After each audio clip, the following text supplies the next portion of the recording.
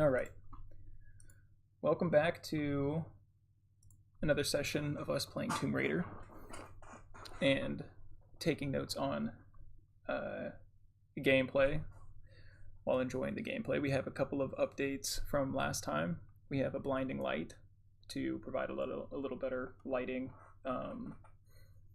just generally. I've also switched from OBS originally over to Streamlabs, so hopefully we have a little bit better quality with vocals, game overlay, etc. I fixed the game as well. I didn't realize it for the last video that I made, but the entire video was with the Tomb Raider game for some reason janked over to the side. So we're pretty much seeing everything from if you were to hold your hands out in front of you and both of them had eyes, only the left hand would be seeing anything. That's a really weird way of putting it, but essentially it was only on the left side of the screen, which you can see if you watch the first video.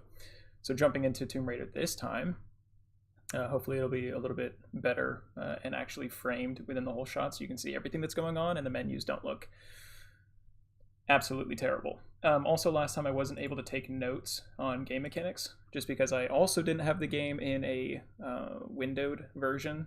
So it was too difficult to actually tab out and tab back in, just shoot my whole game black. So I figured we'd do a little bit of a quick review of game mechanics that we did kind of reflect on from last time. Just running through these really quickly, and I'm taking these notes in one note. But platforming, different ways of moving. You have jumping, vaulting, ziplining, and also the climbing pick, which we picked up at the end of our gameplay last time. They also mix puzzles into that, whether it's, weighted puzzles or levers, pulleys, things like that, bringing us to the second piece, puzzles. So they have a variety of puzzles. The game utilizes an observation function that lets players view interactable or otherwise key components of a puzzle. Kind of like hints. It's the same thing that you experience when you play games like Assassin's Creed, just letting the player identify objects that might be of importance to them. There's crafting. So you collect resources required to upgrade items.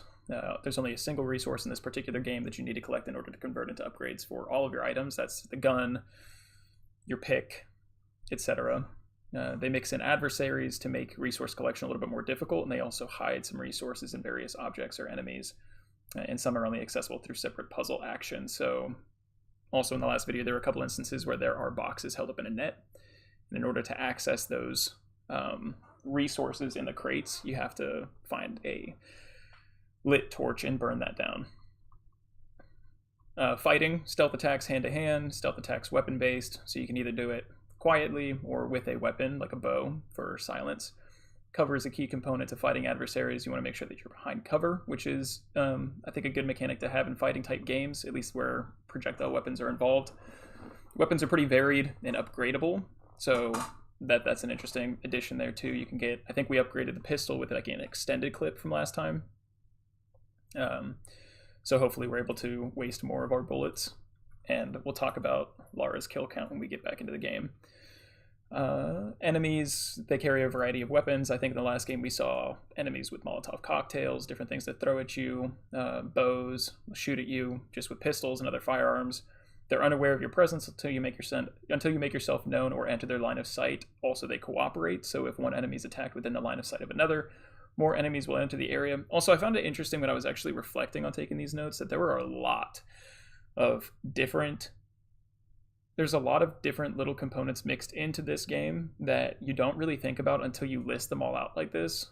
I mean, I know this is a little bit exhaustive, and I hope it's not an obnoxious take to kind of kick off this stream, but I liked this activity. It was fun to kind of reflect on the different things that you're actually experiencing in the game. And I actually had a cool idea come out of this, which we'll talk about also, that has to do with taking some of these different components and then almost kind of rolling them into a system. I think in the last video I kind of talked about the goal of this particular channel, which is going to be to play games and identify game mechanics, and then to build games around, like atomic games around some of those different game mechanics. So that's essentially, if we were to take all the mechanics out of this and we put them into like a spin the wheel type thing, and maybe it's not just an atomic game. I mean, it might help to start with that. For instance, if we're doing platforming and it's just jumping, okay, well, we can create a very simple interface that allows us to create a sprite character and have that jump from platform to platform. Or vaulting, now that might be a little bit more challenging for like a two-dimensional type game. But maybe we can play around with 3D also. I do have a little bit of 3D rendering in my repertoire, but my computer's been not incredibly sound with the processing in that phase. But anyway, so let's say we put it into like two different wheels and we roll it and it says jumping and then stealth attacks. So we would just take those two different components and then try to program a game where there is jumping involved, like some sort of platforming, and then stealth attacks. Maybe it's just completely stealth attack based. I understand that it's not going to be perfect. If there's enemies that you're stealth attacking, why would they not fight back? So maybe we kind of put in like an extra mechanic of them actually fighting back, or maybe it's just you just instantly die. It's a puzzle game. You have to stealth attack these folks and, you know, platform around in order to not be seen, or you lose the level, something like that. Regardless, the concept is we're going to take some of these game mechanics and then figure out a way to combine them into something interesting and then try to build a game around it. And the purpose of that, again, to recap from the last video, is just to practice ways of game development where we are exploring different game mechanics that we can program into games and design for games, and then actually implement those. Because hopefully by the end of this process, when we've spent some more time going through different game mechanics, then actually deploying those game mechanics in games that we're developing, we're going to have a pretty strong collection of little programs here and there, and maybe even sprites. But more importantly, the different programs here and there that we can then incorporate into a larger game. All of it's within our own design structure. It's all within our own style. We can kind of just take those little bits and pieces and combine them into something for something larger. So just wrapping up the rest of these, the enemies, talked about enemies. There's stealth. So stealth is used to avoid combat. I think you can play, there are certain achievements in some games. I don't know if it's for Tomb Raider specifically, but I know there are like pacifist achievements that sometimes you can earn on, whether it's like Xbox, PlayStation, or just Steam in general, where it's like if you beat the game without ever killing anybody, then you get some platinum trophy or whatever. I don't know if that's actually possible in Tomb Raider, but still interesting when you throw in a component like avoiding combat through stealth. It does make that a possibility, or at least expands the way that you can approach a game. Taking alternate routes to an end destination often reveals hidden relics, treasures, and other resources, which is cool. So it's almost rewarding you to explore a little bit and take the path less traveled, perhaps.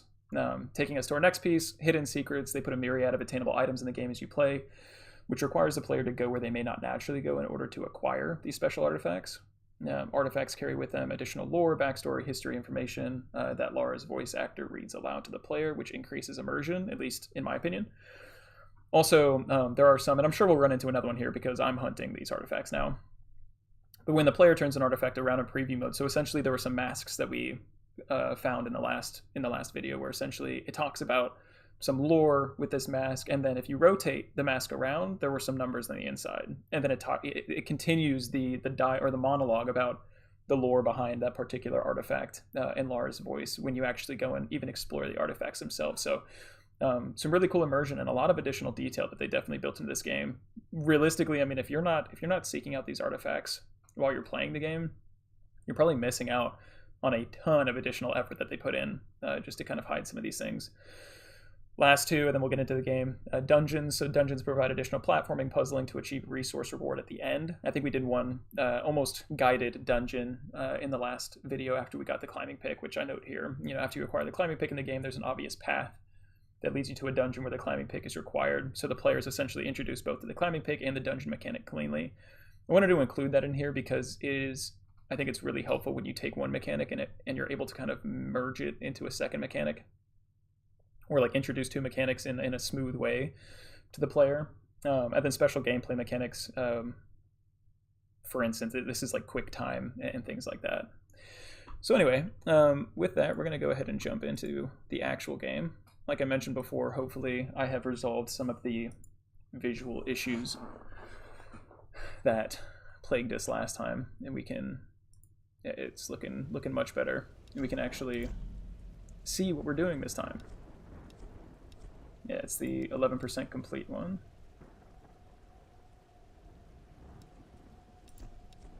Oh yeah, that's fine. Nice. It looks like it's actually pulling everything in. I do like the Streamlabs overlay better than OBS so far. Okay, what were we doing the last time we were on here? I think we might still be in the dungeon that we were in originally, or where the climbing pick took us.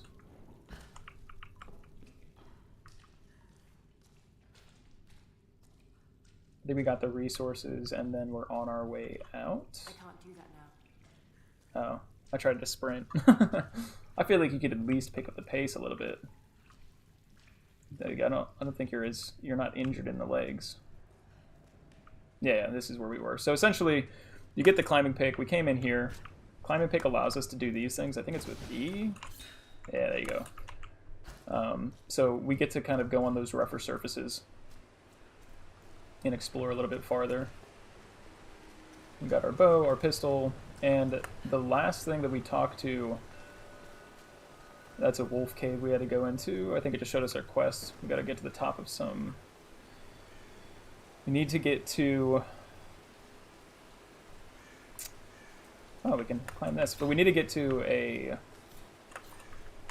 phone, not a phone tower, a, what do you call it? Like a radio tower. Send a distress signal for our friend who is down by that shrine down there. Hopefully the game is coming through okay. It's looking really laggy on my stream over here, but maybe that's everything? I don't know.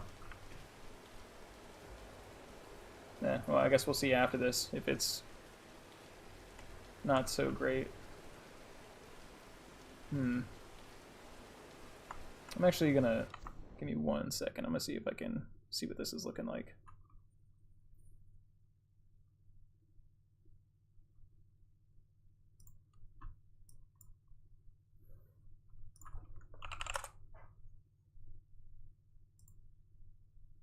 Not so great. I'm actually gonna... Give me 1 second. I'm gonna see if I can see what... Yeah, it's not looking so good. I don't really know how to fix that live. Suppose I can maybe look at the display capture settings here. I'm gonna have to edit this whole piece out.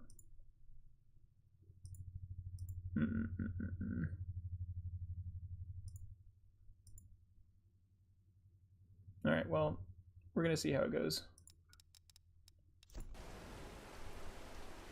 Yeah, that's atrocious. Probably should have tried testing this a little bit before jumping in. Alright, well, we're gonna end this.